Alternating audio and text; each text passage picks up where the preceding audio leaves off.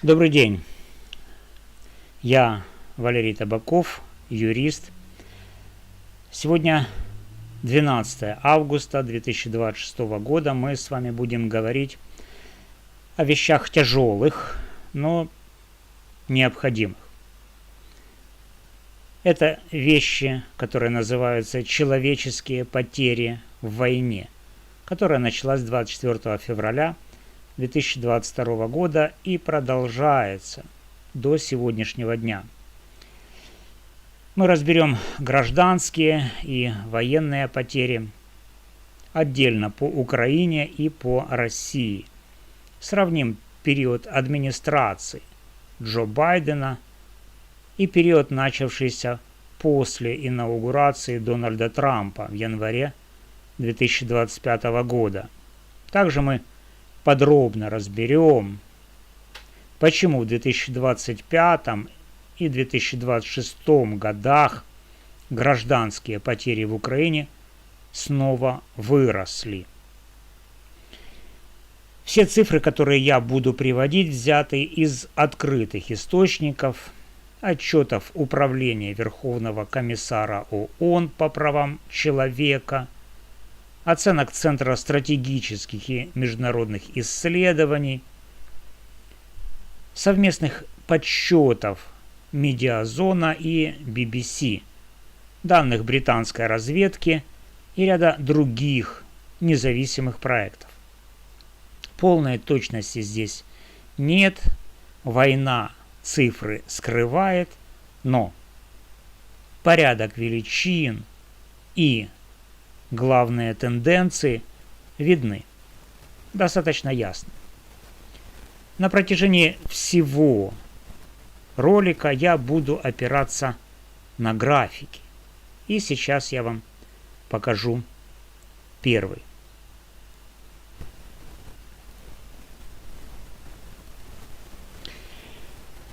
На экране вы видите 4 панели на одном рисунке. Верхний левый график – это гражданские, убитые в Украине.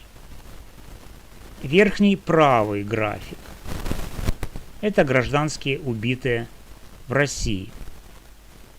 Нижний левый – оценочный тренд военных потерь Украины. Нижний правый – оценочный тренд военных потерь России.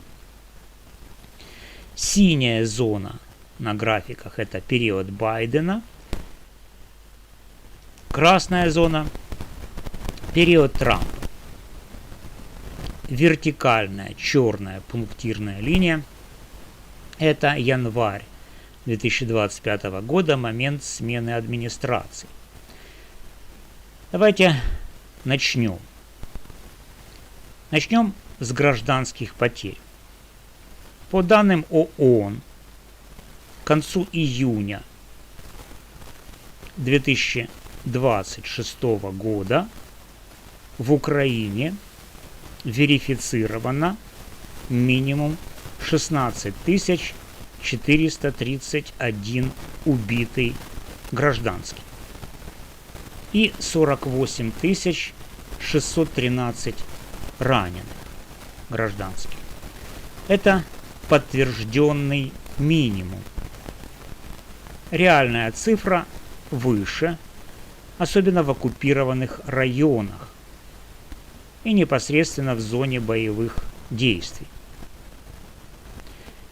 Посмотрите на верхний левый график. Пик марта 2022 года более 4300 убитых за один месяц.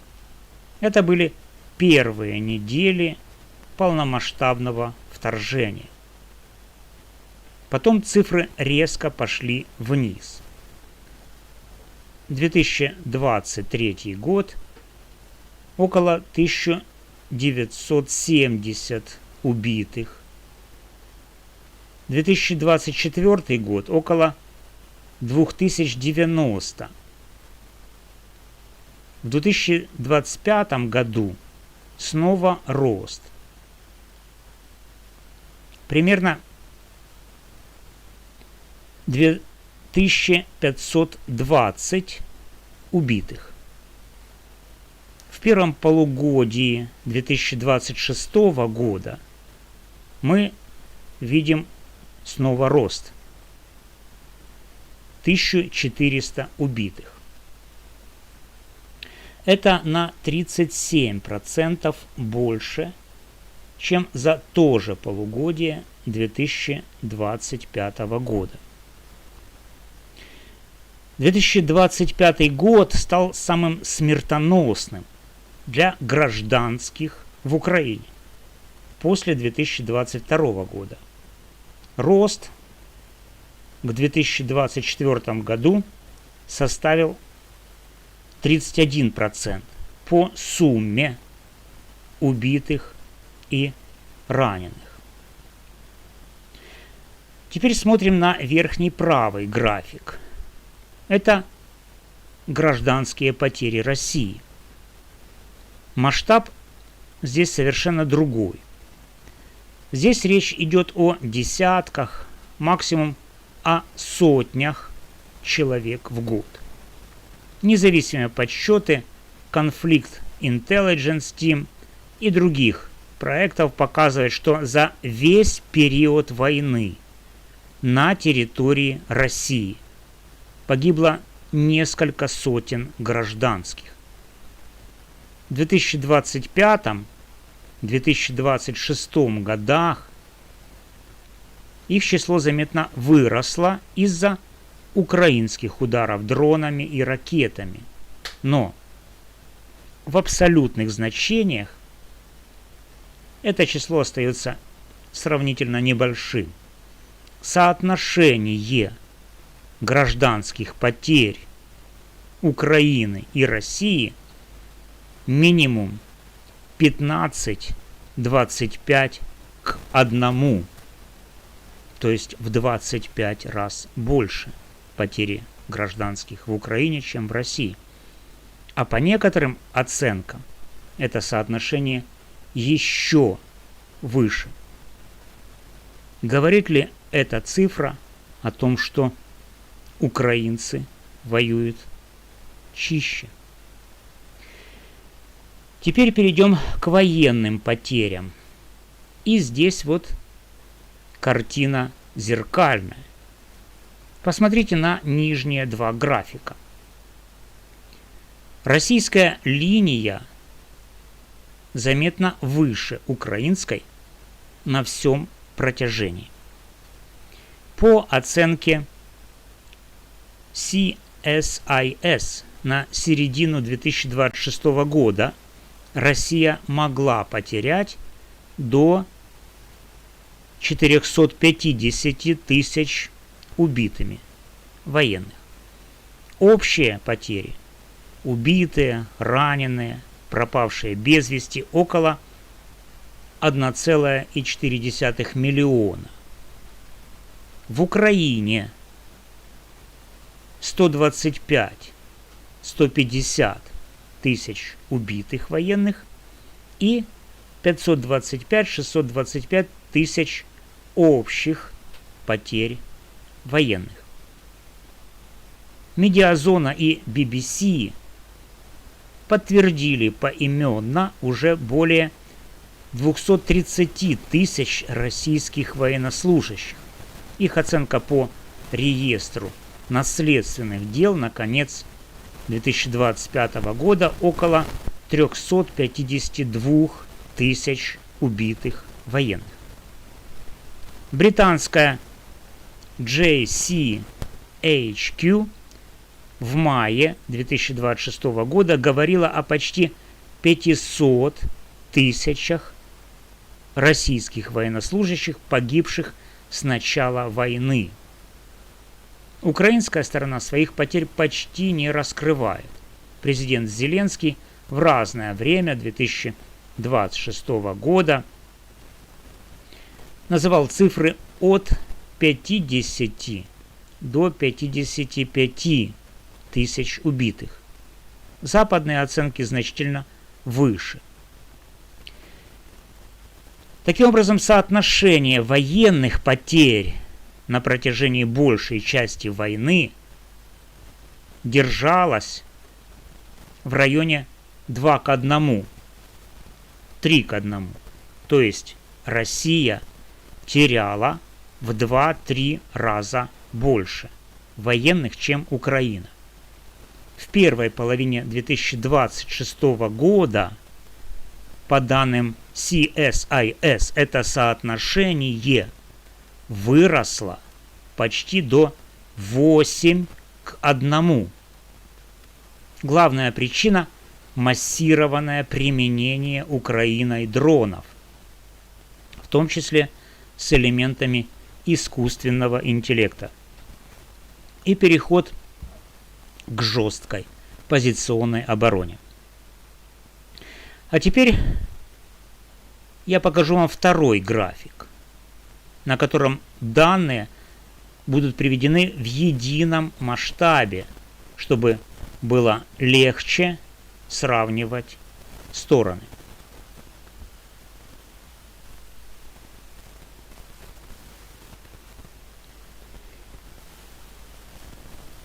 Верхняя часть, верхний график – это гражданские потери Украины и России в одном масштабе. Синие столбики – Украина, красная – Россия. Разница колоссальная. Как я уже говорил, это до 25 к 1. Нижняя часть, нижний график – это военные потери на одном масштабе. Красная линия – Россия, синяя – Украина. Здесь уже Россия значительно выше. Синяя зона обозначает период Байдена, красная – период Трампа. Будем сравнивать эти два периода подробно. Период Байдена – это почти 3 года войны, с февраля 2022 по январь 2025. На этот период пришлась основная масса военных потерь обеих сторон. Гражданские потери имели резкий пик в 2022 году, затем снизились и относительно стабилизировались в 2023-2024 годах. Период Трампа начинается с января 2025 года. Военные потери продолжают расти высокими темпами, особенно российские. Гражданские потери в Украине снова пошли вверх. В 2025 году гражданские потери выросли на 31% по сравнению с 2024 годом. В первом полугодии 2026 года рост составил еще 37% к аналогичному периоду предыдущего года. То есть рост есть. Это рост гражданских потерь, и он устойчивый, но это не кратное увеличение в 2-3 раза, а примерно в 1,3-1,4 раза относительно более спокойных 2023-2024 годов. При этом абсолютные цифры все еще ниже пика первого года войны. Теперь, почему именно выросли гражданские потери в период Трампа? ООН в своих отчетах указывает несколько конкретных причин. Первое и главное – это резкое увеличение применения Россией дальнобойного оружия. Крылатые ракеты, баллистические ракеты и дроны камикадзе. В 2025 году именно они стали причиной 35% всех гражданских потерь. Рост по этому виду оружия составил 65-66% к 2024 году. Удары стали регулярными, массированными, ночными и охватывают практически всю территорию Украины, включая западные области, которые раньше считались относительно безопасными. Вторая причина – взрывной рост применения короткодальних FPV-дронов непосредственно на линии фронта. Потери от них выросли более чем в 2 раза – на 120-121%. Гражданские в прифронтовых селах и небольших городах оказались практически беззащитными. Дроны работают даже по отдельным людям, которые выходят за продуктами, пытаются эвакуироваться или просто находятся во дворе. Третья причина – продолжающиеся и даже усилившиеся систематические удары по энергетической инфраструктуре. Это создает дополнительные риски. Зимой люди остаются без тепла и света. Эвакуация затруднена, больницы работают в условиях перебоев с электричеством. Четвертая причина, о которой говорят и украинские, и западные источники – периодический дефицит современных средств противовоздушной обороны, особенно перехватчиков для баллистических ракет. Когда таких перехватчиков не хватает, эффективность защиты городов снижается, и гражданские потери растут. Все эти факторы наложились друг на друга в 2025-2026 годах и дали устойчивый рост. С точки зрения международного гуманитарного права здесь возникает несколько серьезных вопросов. Первый. Принцип различия. Когда удары наносятся по городам далеко от линии фронта, особенно по жилым кварталам и объектам энергетики, возникает вопрос, насколько тщательно проводится различие между военными и гражданскими объектами. Второй. Принцип соразмерности. Даже если удар направлен на военный объект, ожидаемые гражданские потери не должны быть чрезмерными по отношению к конкретному военному преимуществу. Третий.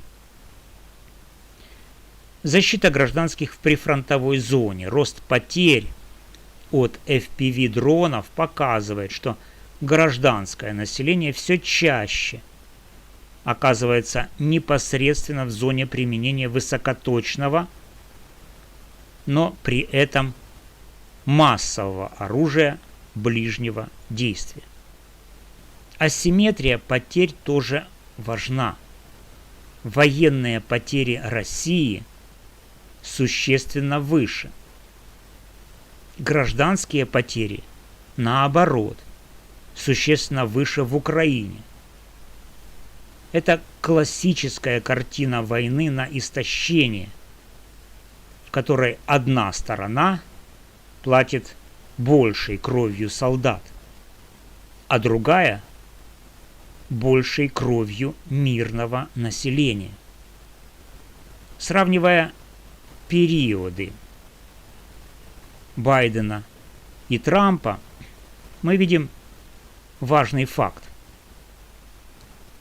Смена администрации в Соединенных Штатах не привела к снижению интенсивности боевых действий и не остановила рост гражданских потерь. Напротив, в 2025 и 2026 годах этот показатель пошел вверх. Это не политическая оценка, это констатация цифр, которые публикует ООН.